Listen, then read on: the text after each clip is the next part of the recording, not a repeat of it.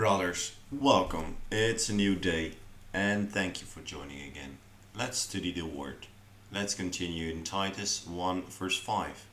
The reason I left you in Crete was that you might straighten out what was left unfinished and appoint elders in every town as I directed you. This verse provides us the background for Paul's letter to Titus. Evangelizing and ministering to the people of Crete together, Paul left Titus in the mission field sometime between his first and second Roman imprisonment. Secondly, Titus remained in Crete for two reasons. First, Paul entrusted Titus to handle some unfinished business.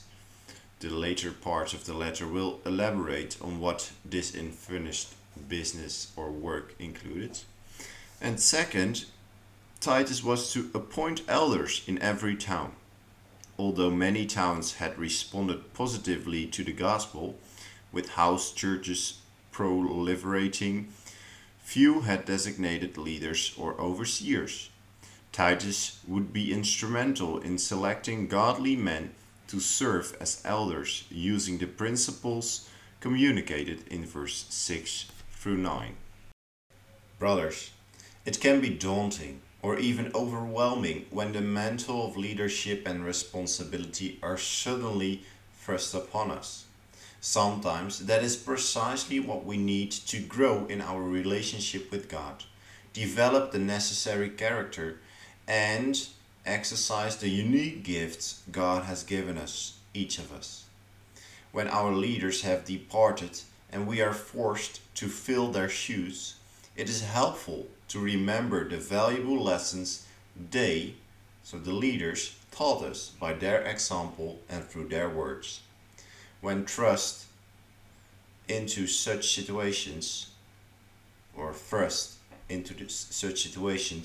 remembering God's purpose for our lives and the truths, assurance, and commands He has provided us in His Word can keep us on track as we listen for His guidance.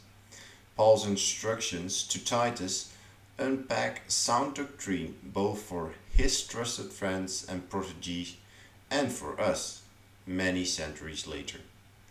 The book of Titus reminds us that we ought to learn from how our shepherds and overseers in the church carry out God's purpose in service and ministry. One day we may find themselves in their shoes, or we may find ourselves in their shoes. It also shows us that the Bible is full of practical measures to handle the many challenges a church will face within its own congregation.